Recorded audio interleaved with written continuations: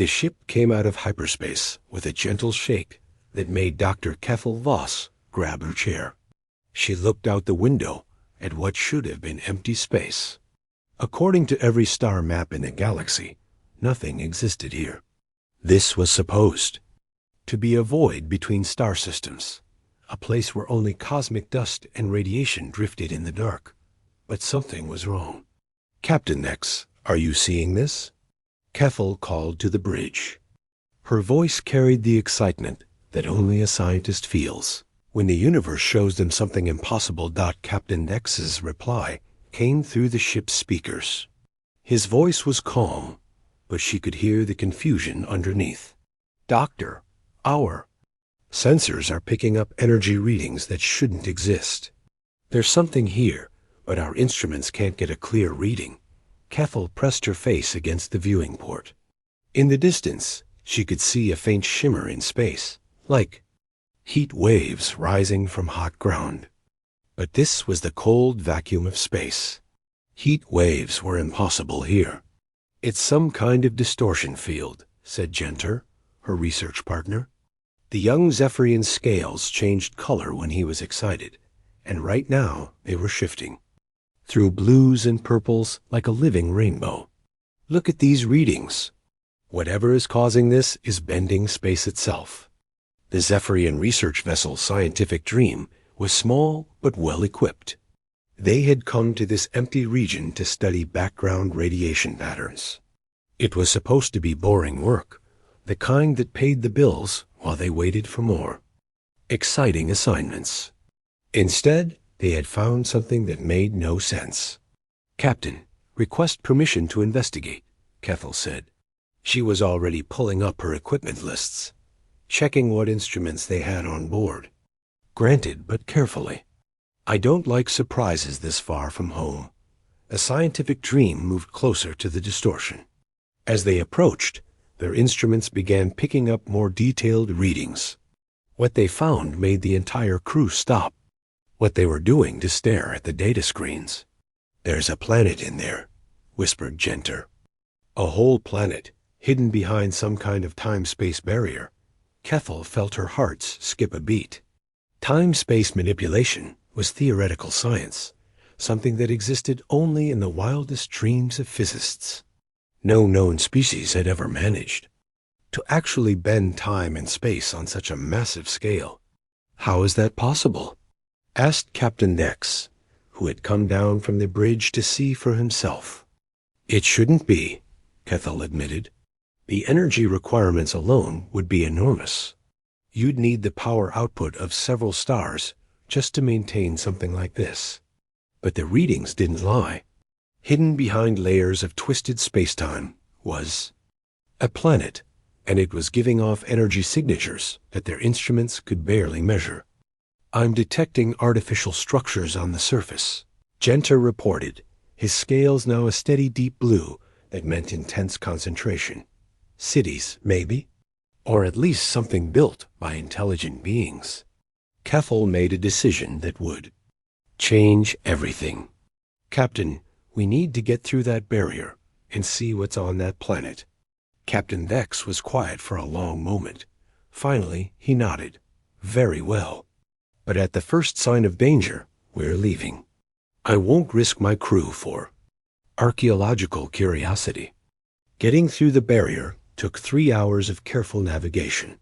The Scientific Dream's shields sparked and flared as they pushed through layers of distorted space.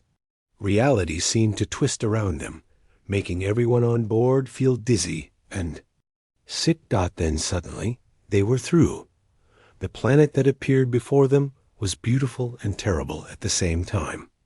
It was clearly habitable, with blue oceans and green continents visible through wisps of white clouds. But something was wrong with the light. The star that warmed this world seemed too old, too dim, as if it was running out of fuel.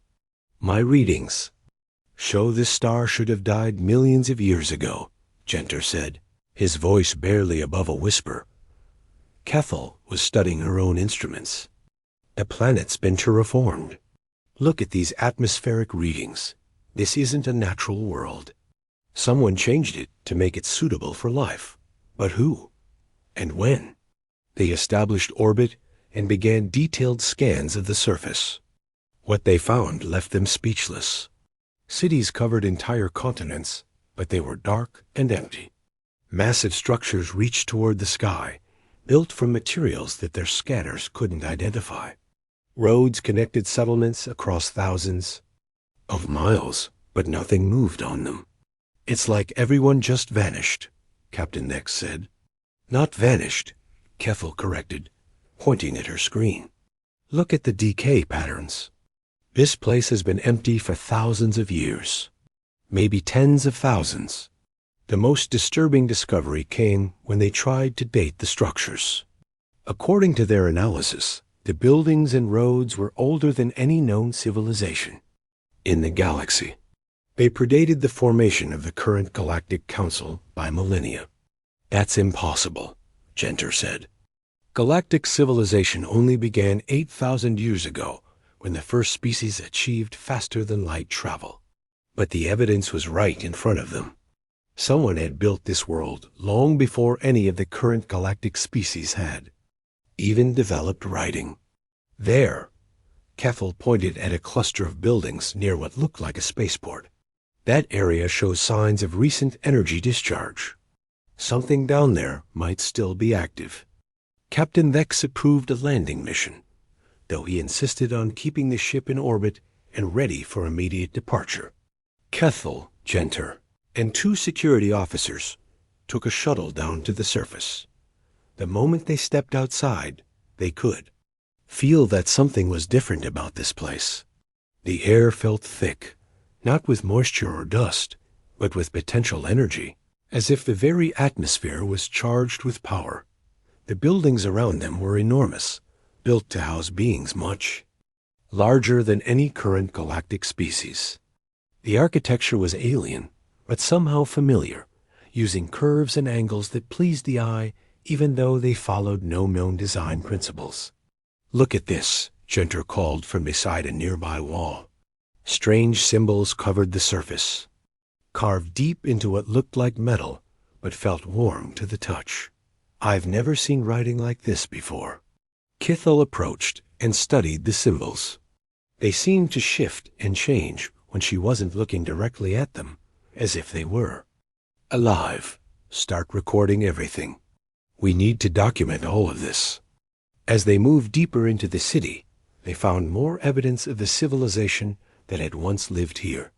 Vehicles sat abandoned in the streets, their designs elegant but completely unfamiliar. Tools and equipment lay scattered in buildings, as if their owners had left in a hurry and never returned. But it was the energy readings that worried Keffel the most. Her instruments showed power sources still functioning deep underground, keeping systems running after thousands of years of abandonment. Whatever technology these beings had possessed, it was far beyond anything the current galaxy had achieved. Doctor, you need to see this. One of the security officers called from ahead. They had found what looked like a control center, filled with screens and displays that still glowed with soft light. At the center of the room sat a chair designed for a being about twice the height of a Zephyrian. It's still active, Kethel breathed. After all this time, their computers are still running. Genter was studying the displays. I can't read any of this, but look at these star charts. As stellar positions shown here ... they're wrong. These stars haven't been in these positions for thousands of years. Keffel felt a chill run down her spine. Unless these charts are thousands of years old, unless whoever built this place was using star navigation systems that haven't been accurate since before our civilizations existed. They had found something that shouldn't exist. A civilization that had achieved impossible technologies and then disappeared, leaving only empty cities and mysteries behind. But as they stood in that ancient control room, surrounded by the humming of machines that had run without maintenance for millennia, Keffel couldn't shake the feeling that they weren't alone. Something was watching them from the shadows of history, and it was starting to wake up. 3 weeks passed before they found the device that changed everything. Dr. Kethel Voss had established a research camp in the center of the ancient city. Every day brought new discoveries that made less sense than the last. The technology they found was so advanced that her team could barely understand what they were looking at, let alone how it worked. The buildings were made from materials that seemed to repair themselves. Scratches and marks disappeared overnight. Equipment that looked broken would somehow fix itself when no one was watching. It was as if the entire city was alive and trying to maintain itself. "Doctor, come look at this," called Jenner from across the plaza. He was kneeling beside what looked like a simple metal box about the size of a person's head. Kethel walked over, her boots clicking on the strange pavement that always felt warm beneath her feet. "What is it?" "I found it buried under some debris. But look at these energy readings." Jenner held up his scanner. The device was showing numbers that made no sense. "It's putting out more power than our ship's main reactor, but it's completely cold to the touch." The box was covered in the same shifting symbols they had found throughout the city.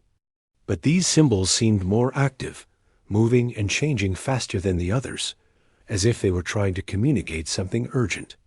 "Be careful," Kethel warned. "We don't know what any of this technology does." But Jenner was already reaching toward what looked like a control surface on the top of the box. "The symbols keep pointing here. I think it wants us to touch this spot." Jenner, no. His finger made contact with the surface. The world exploded into light and sound. The box opened like a flower, revealing complex machinery inside that hurt to look at directly. Beams of energy shot out in all directions, connecting to similar devices throughout the city that the research team hadn't even noticed before. The air filled with a humming sound that seemed to come from everywhere at once. Then the voice spoke. "Temporal quarantine breach detected. Initiating emergency protocols." The words came from the air itself, spoken in a language that none of them recognized, but somehow understood perfectly. It was as if the meaning was being placed directly into their minds. Kethel grabbed Jenner and pulled him away from the box. "What did you do?" "I don't know. I just touched it." Around them, the city was coming alive. Lights flickered on in buildings that had been dark for thousands of years. Screens began showing information in the strange shifting script. The hum in the air grew louder, and they could feel vibrations through the ground as massive machinery deep underground began to move. "Scanning for authorized personnel," the voice continued. "No recognized genetic markers found. Initiating first contact protocols." The air in front of them shimmered, and suddenly they were looking at a figure made of light. It was tall, much taller than any Zephyrian, with a shape that was roughly humanoid, but somehow different. The features were hard to make out, as if the image wasn't quite stable. "Greetings, unknown visitors," the figure said, its voice now more natural and less overwhelming. "I am ATLAS, Guardian Artificial Intelligence of Terra Nova 7. How long?" "Have I been dormant?" Kethel found her voice first. We don't know. We found this place hidden behind some kind of space-time barrier. According to our dating of the structures, this city has been empty for at least 10,000 years. The light figure flickered, as if processing this information was difficult. 10,000 years. That is longer than expected. Much longer. Who built this place? Jenner asked, still staring at the impossible technology around them. "The humans, of course," Atlas replied, as if this should be obvious. This was one of their outer colonies during the first expansion. "I was left here to maintain the settlement and wait for their return." Kethel felt confused. "Humans? We've never heard of any species called humans. There's no record of them in any galactic database." Atlas was quiet for a long moment. When it spoke again, its voice carried something that sounded like sadness. Of course there isn't. That was the point. They made sure they would be forgotten. I don't understand, Kethel said. The humans were the first, Atlas explained. The first to achieve faster-than-light travel. The first to colonize other worlds. The first to build a galactic civilization. They spread across the stars for thousands of years, creating wonders that you cannot imagine. The AI gestured, and suddenly the air around them filled with images. Ships that were beautiful and terrible, cities that floated in space, weapons that could move planets. An entire galactic civilization that had existed before any current species had even discovered fire. But they went too far, Atlas continued. They learned to manipulate the fundamental forces of reality itself. They could change the laws of physics in local areas. They could create pocket universes. They could even manipulate time and causality. That's impossible, Genter whispered. No, just dangerous, Atlas said. Because when you start changing the basic rules of how the universe works, you attract attention from things that exist outside normal reality. Things that see ordered existence as an infection to be cured. The images in the air changed, showing something that made Kethel's mind recoil. Dark shapes that seemed to absorb light and meaning. Entities that existed in the spaces between thoughts. Even looking at the images made her feel sick and afraid. The Devourers, Atlas said simply. Beings that exist in the quantum foam between dimensions. They feed on ordered reality, consuming not just matter and energy, but the very concept of Vang. Existence itself. When they destroy something, it doesn't just die. It never was. The humans fought them? Kethel asked. For centuries. It was a war fought across multiple dimensions and timelines. The humans built weapons that could destroy stars, but the Devourers could unmake the very idea of those stars. Entire human worlds were erased not just from reality, but from history itself. Atlas paused, and the images around them faded. The humans were losing, not because they lacked power, but because the Devourers existed outside the rules that the humans were trying to use. So they made a choice that saved the galaxy, even though it doomed them. What choice? Genter asked. They erased themselves, Atlas said quietly. Using their most advanced technology, they removed every trace of their civilization from history. They made it so that they had never existed, never built their empire, never attracted the attention of the Devourers. The galaxy was reset to a state where the humans had never been. Kethel felt her mind struggling to process this. But if they erased themselves from history, how do you remember them? How does this place exist? Because a few colonies like this one were hidden outside normal time-space before the erasure happened. We were meant to wait until the Devourers moved on and emerge and rebuild human civilization. But something went wrong. The humans never came back. Around them, more. Systems were coming online. Buildings throughout the city were lighting up, and in the distance, they could see massive structures rising from the ground. The entire planet was waking up after thousands of years of sleep. I should not have activated, Atlas said, and now. Its voice carried fear. My awakening will send signals through dimensions that the humans thought they had sealed. The Devourers may detect them. You mean they might come back? Kethel asked. They never left, Atlas replied. They are always there, waiting in the spaces between realities. They simply stopped actively hunting because there was nothing left to hunt. But if they detect human technology operating again, the AI's form flickered more rapidly now, as if it was having trouble maintaining itself. You must leave this place. Take your people and warn your civilizations. Tell them to prepare for something that should not exist, something that consumes existence itself. But even as Atlas spoke, alarms began sounding throughout the city.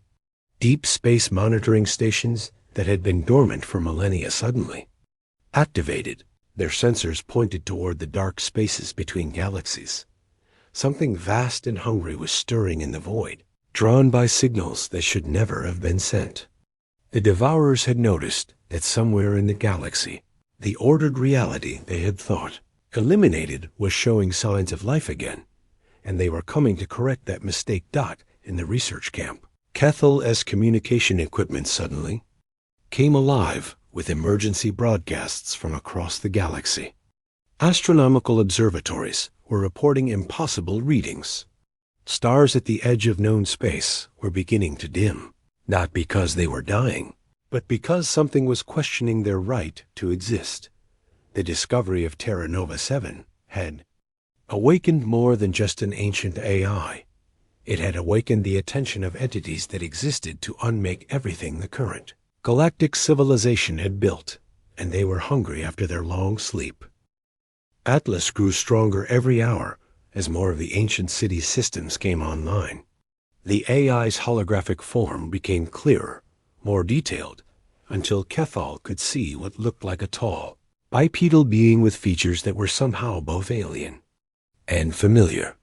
"You want to understand what the humans were truly capable of," Atlas said, responding to the questions that had been flooding in from Kethal's team. "Very well, but understand that some knowledge carries a price." The air around them shifted, and suddenly they were no longer standing in the plaza.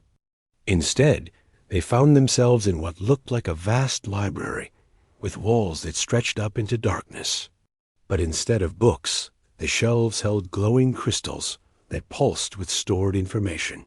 "This is a memory archive," Atlas explained. "A complete record of human civilization during the first expansion. What you call current galactic civilization is built on the fragments of what humanity originally achieved, though your species have forgotten the true architects." Genter walked toward one of the shelves, his scales shifting to deep purple with amazement. "How is this possible?" "Our historians have traced the development of galactic civilization back 8,000 years.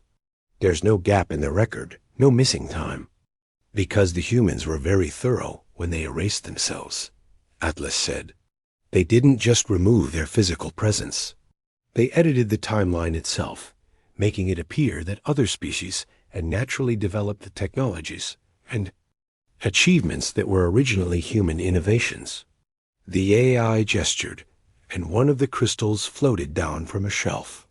It began projecting images into the air around them. They saw star maps showing the galaxy as it had been during humanity's reign, with trade routes connecting thousands of worlds. Space stations the size of moons. Ships that looked more like living creatures than machines. The humans were the first to achieve faster-than-light travel, ATLS continued. Not through the jump gate technology your species use now, but by learning to fold space-time itself. They could step from one star system to another as easily as walking through a door. More images appeared. Humans working alongside other species, but clearly as the leaders and teachers. Technologies that seemed like magic, even to Kethal's advanced scientific understanding. They terraformed dead worlds by singing to their atoms, Atlas said. They built cities that existed in multiple dimensions simultaneously. They created life forms specifically designed to thrive in hostile environments. Your current galaxy is full of worlds and species that exist only because humans designed them that way. Kethal felt overwhelmed. But why aren't there any records? Surely some trace would remain, because erasing themselves required erasing everything they had directly touched, Atlas explained. Every world they terraformed had to appear as if it had naturally evolved that way. Every species they uplifted had to believe they had achieved intelligence on their own. Every technology they invented had to seem like it was discovered by someone else. The images changed, showing the process of the Great Erasure. Massive machines that could rewrite reality on a galactic scale. Humans working frantically to remove every trace of their existence, while something dark and terrible approached from beyond the edge of known space. The Devourers were not just another enemy. Atlas said, its voice growing heavy with ancient fear. They were entropy given consciousness, chaos with purpose. They existed in the quantum foam between realities, feeding on order and complexity. New images appeared, showing things that made Keffel's mind struggle to process them. Beings of living void that consumed not just matter, but the very concepts that held matter together. Space battles where entire fleets would simply cease to exist, not destroyed, but edited out of reality entirely. The war lasted for 300 years, Atlas continued. The humans built weapons that could destroy galaxies, but the Devourers could unmake the idea of galaxies. They fought across multiple timelines simultaneously, with each side trying to prevent the other from ever having existed. How could anyone fight something like that? Genter asked, his voice barely above.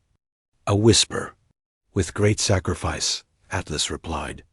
The humans realized that they could not win through force. The Devourers existed outside the normal rules of physics, so physical weapons were useless. But the humans had one advantage. They understood those rules better than any species before, or since. The images now showed something beautiful and terrible. Humans working together to build something that existed more as a concept than a physical object. A weapon made of pure mathematics and willpower. They weaponized existence itself, Atlas said. They learned to encode resistance directly into the quantum structure of space-time.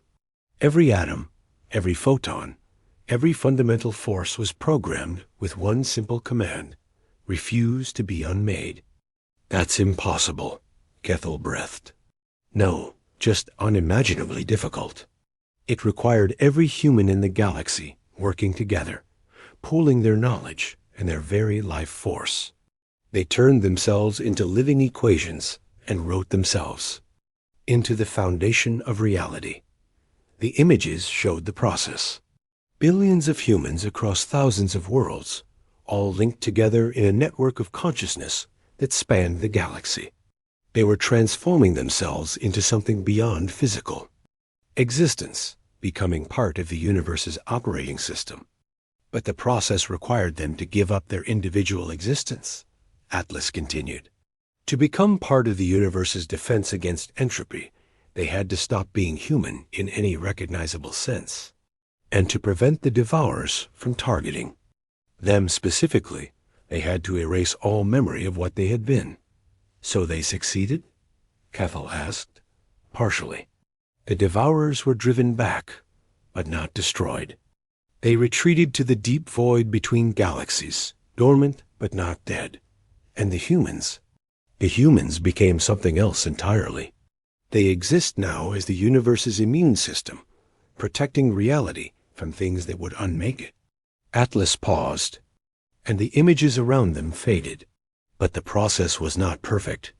A few colonies like Terra Nova 7 were hidden away as backup plans.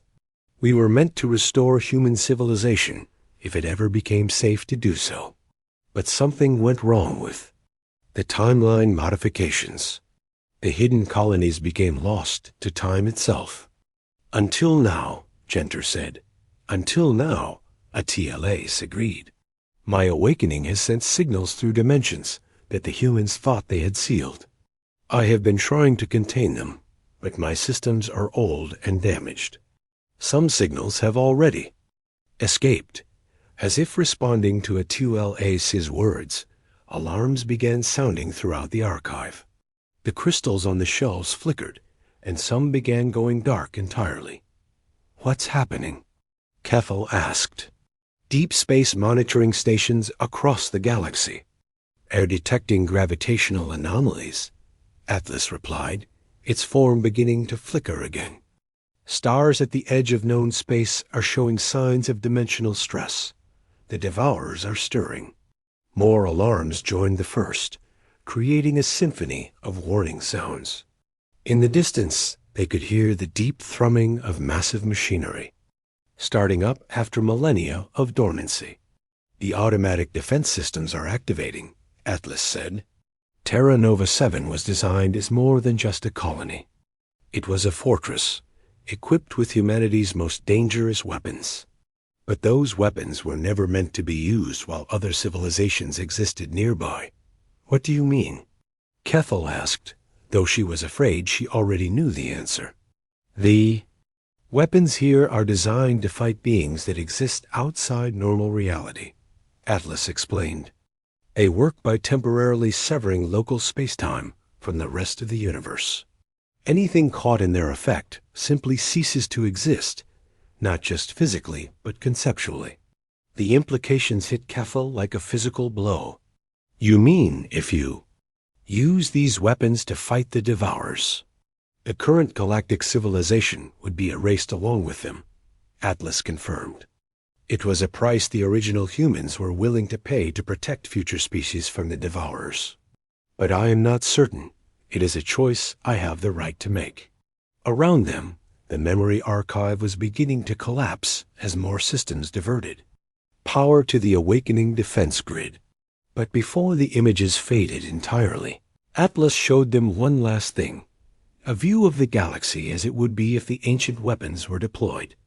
Empty. Space where star systems had been. Void where civilizations had thrived. The Devourers would be gone, but so would everything else within 10,000 light-years of Terra Nova 7. You have a choice to make, Atlas said as its form grew fainter. I can shut down the defense systems and let the Devourers come. Your civilizations might find a way to fight them, though I doubt it. Or I can complete the humans' final protocol and protect the universe by sacrificing the present. But as the AI spoke, new readings were coming in from deep space observatories across the galaxy. The Devourers weren't just stirring. They were moving, flowing through the void between galaxies, like a tide of living darkness. And they were already much closer than anyone had thought possible. The emergency session of the Galactic Council lasted for 3 straight days. Representatives from 47 different species gathered in the Great Assembly Hall on Nexus Prime, their voices rising in fear, anger, and desperate hope. Dr. Kethel. Voss sat in the witness chair for the 3rd time, her throat dry from explaining again and again what they had found on Terra Nova 7. Behind her, holographic displays showed the images that Atlas had shared, the history of a human civilization that had existed before any current species had reached for the stars.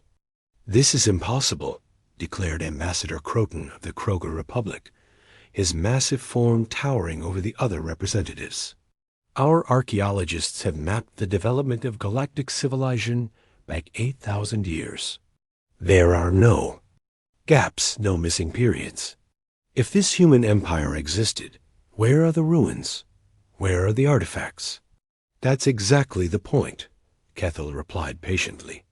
The humans erased themselves so completely that they made it appear as if other species had naturally developed their achievements. Your own rapid technological advancement 5,000 years ago? According to Atlas, that was the result of humanity's timeline modifications, making it seem like Kroger scientists had independently discovered faster-than-light travel. The Kroger ambassador's face turned darker shades of red. You're saying my people's greatest achievements were stolen from some mythical species that conveniently left no evidence of its existence? Not stolen, Kethel corrected. Gifted. The humans wanted other species to thrive. They just couldn't leave any trace of their involvement, because it would have attracted the Devourers. Devourers, scoffed Ambassador Velthara of the Ethereal Collective, her translucent form shimmering with skepticism. Beings that supposedly eat reality itself. Do you realize how this sounds to rational minds? Before Kethel could answer, the chamber's main screen activated, showing Admiral Nexu of the Deep Space Monitoring Service. His face was grim. Honored representatives, I'm afraid Dr. Voss's claims are being supported by our observations. We've detected massive gravitational anomalies approaching from the void between galaxies. Whatever these things are, They're moving through space in ways that violate our understanding of physics. A murmur of fear rippled through the assembly. Admiral Nexu continued. 17 outer monitoring stations have gone dark in the past 6 hours. Not destroyed, but erased. They simply stopped existing, along with all records that they were ever built. The chamber fell silent. Ambassador Thromax of the Zephyrian Republic spoke first. How long until these entities reach populated space? At their current rate of approach, approximately 6 standard months, Admiral Nexu replied. But that assumes they maintain their current speed, which is already impossible by our physics. Chancellor Vexani, the elected leader of the Galactic Council, called for order as panicked conversations broke out across the chamber. Dr. Voss, what does this Atlas entity recommend? Kethel felt the weight of billions of lives pressing down on her. Atlas has presented us with 2 options. It can activate Terra Nova 7's defensive systems, weapons designed specifically to fight the Devourers. But using them would require severing our entire region of space from the rest of the universe. We would survive, but we would be completely cut off from the rest of reality forever. And the alternative? Chancellor Vexani asked. We try to fight the Devourers with our current technology, Kethel said quietly. Atlas believes we would lose. The debate that followed lasted for hours. Different species proposed different solutions, each reflecting their own nature and history. The militaristic Krogger wanted to strip mine Terra Nova 7 for weapons technology. Give us these human weapons, Ambassador Croton demanded. We'll show these Devourers what it means to threaten civilized species. But Atlas, speaking through Kethel's communication device, had already explained why that wouldn't work. The weapons require a level of understanding that took humanity thousands of years to develop. Your species would destroy yourselves trying to use them. The peaceful ethereals proposed immediate evacuation. We should abandon this galaxy entirely, Ambassador Valthara argued. Spread our people to distant galaxies where these entities cannot find us, and condemn countless other civilizations to face the Devourers alone, responded Ambassador Yith of the insectoid hives.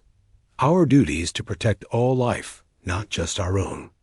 The Pragmatic Nexus Collective began calculating which worlds could be evacuated and which would have to be sacrificed.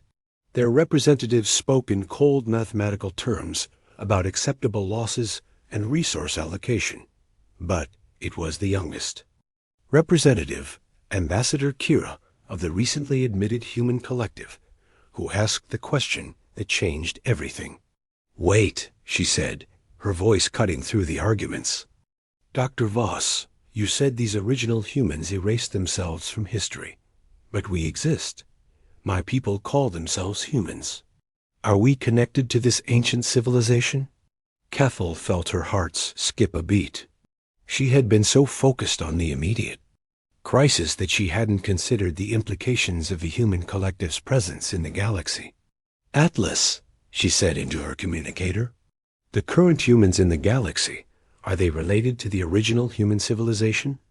The AI's response came through clearly, causing every conversation in the chamber to stop. Yes and no. When the original humans erased themselves, some genetic material was preserved in various species across the galaxy. Over thousands of years, natural evolution and random chance occasionally produced beings that carried echoes of the original human genome.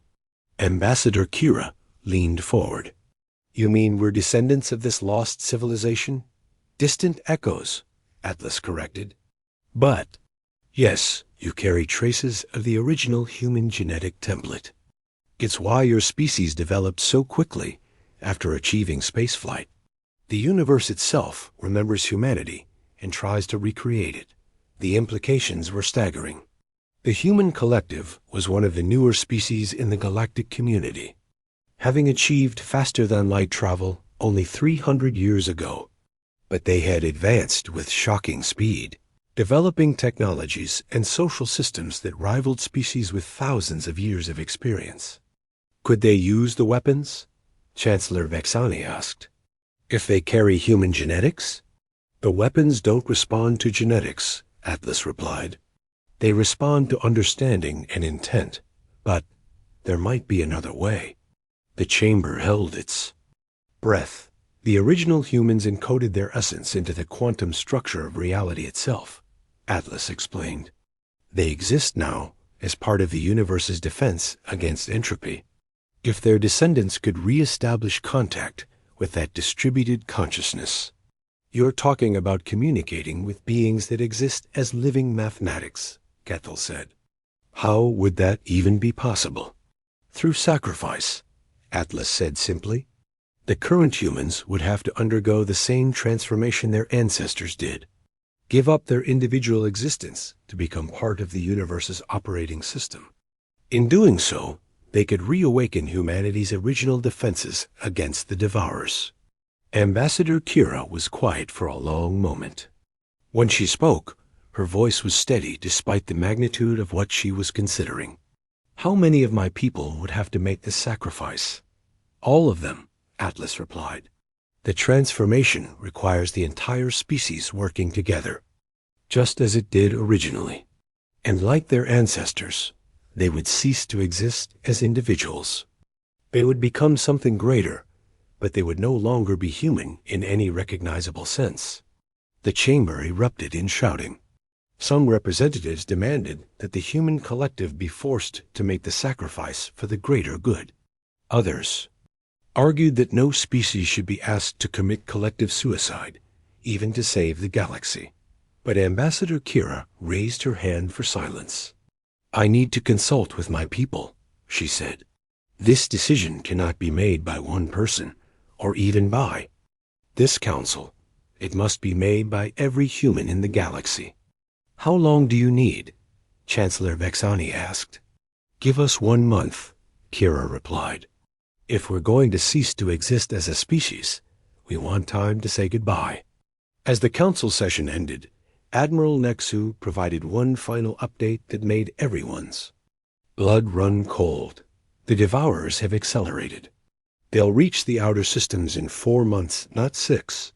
And they're not just moving through space anymore. They're moving through time itself, arriving at moments that haven't happened yet. The race to save the galaxy had become a race against entities that could rewrite the very concept of time. And the only hope lay in convincing an entire species to willingly erase itself from existence. Kethel looked at the faces around her, seeing fear and determination in equal measure. In 1 month, the human collective would choose between preserving their individual existence and saving everyone else, but she couldn't shake the feeling that even if they made the ultimate sacrifice, it might already be too late. The Devourers weren't just coming for the current galaxy. They were coming to finish what they had started 10,000 years ago, and this time they would make sure no trace of order remained anywhere in the universe. The human collective's answer came 3 weeks early. We don't need a month to decide, Ambassador Kira announced to the emergency session of the Galactic Council. Her voice was calm, but Kethel could see the weight of the decision in her eyes. We've been discussing this across all our worlds, and the vote was unanimous. We choose to make the sacrifice. The chamber fell completely silent. Even the air recycling systems seemed to quiet down, as if the station itself was holding its breath. You understand what this means? Chancellor Vexani asked quietly. Your entire species will cease to exist as individuals. You'll become something else entirely. We understand, Kira replied. Our ancestors made this choice once before to protect the galaxy. We're honored to follow in their footsteps. But even as she spoke, alarms began sounding throughout the station. Admiral Nexu's voice echoed through the chamber's speakers. Emergency. All representatives to the observation deck immediately. The Devourers have arrived early. They rushed to the massive viewing windows that looked out into space. What they saw made several representatives collapse in fear. The stars were going out, not by dying, but by simply ceasing to exist. Entire constellations that had shone for billions of years were being edited out of reality. They're not just in our galaxy, Admiral Nexu reported, his voice shaking. They're rewriting the universe itself. Stars, planets, entire solar systems are being erased from existence so completely that our computers can't even remember they were ever there. Through the observation windows, they could see something that hurt to look at directly. Vast shapes that existed in too many dimensions, moving through space like living holes in reality. Where they passed, the very concept of matter became questionable. How long do we have? Chancellor Vexani asked. They'll reach this system in 6 hours. Admiral Nexu replied, but that's not the worst part. They're not just coming for us. They're unmaking the timeline itself. Some of our outer colonies have been erased from history so completely that we can't remember founding them. Ambassador Kira stepped forward. Then we need to begin the transformation now. But the process requires all humans in the galaxy too. Participate simultaneously, Kethel protested. The communication delays alone would take hours. Not if we use Terra Nova 7's quantum communication system, came a TLA's voice through the speakers. I can establish instantaneous contact with every human in the galaxy. But once the process begins, there's no stopping it. As they spoke, reality itself began to flicker around them. The Devourers weren't just approaching, they were already here, existing in multiple time states simultaneously. Past, present, and future became meaningless concepts as the entities edited themselves into moments that had already happened. Begin the process, Ambassador Kira ordered. A TLAS's response was immediate. Initiating quantum linkage with all human minds in the galaxy. Warning, once connected, individual consciousness will begin merging immediately. On Terra Nova 7, machinery that had waited 10,000 years for this moment finally activated. Streams of energy reached out across the galaxy, connecting with every human on every world. In the council chamber, they watched Ambassador Kira's eyes begin to glow with an inner light. I can feel them, she whispered. All of us. Every human. Consciousness linking together. And ... something else. The original humans are still there, still part of the universe's fabric. The transformation happened faster than anyone expected. Within minutes, every human in the galaxy was connected, in a network of consciousness that spanned impossible distances. Their individual minds began to merge, creating something larger and more complex than any single being could comprehend. But the Devourers noticed the change immediately. The entities that had been approaching in an almost leisurely manner suddenly accelerated, racing to stop the transformation before it could complete. They're trying to sever the connections, Atlas reported. The Devourers are editing the quantum links out of existence. Can you maintain them? Kethel asked. Not for long. The humans need more time to complete their merger with the original. Consciousness. That's when the universe itself began to fight back. At first, it was subtle. Dark matter started moving in patterns that made no scientific sense, forming defensive barriers around human worlds. Black holes that should have been consuming everything instead began protecting nearby systems. The cosmic microwave background. Radiation began pulsing with rhythms that felt almost like a heartbeat.